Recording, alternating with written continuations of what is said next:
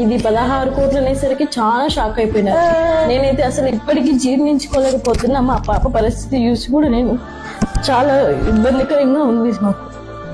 ఏ విధంగానే కానీ అందరూ చూసిన వారంతా కలిపి మా పాపకు సహాయం చేయండి.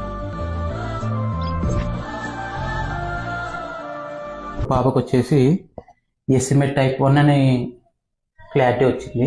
ఇది చాలా రేర్ డిసీజు, లక్షల్లో ఒకరికి వస్తుంది అని చెప్పి అన్నారు. 4 to 5 monthsకి కొంచెం మేడం నిలబెట్టలేదు, డౌట్గా ఉండే. ఈలోపు కొంచెం జ్వరం అలా రావడంతో కర్నూలుకి వెళ్ళాం. కర్నూలులో వచ్చేసి ఆ టెస్ట్ 25,000 పడింది. చేపించినాక 1 monthకి రిజల్ట్స్ వచ్చాయి.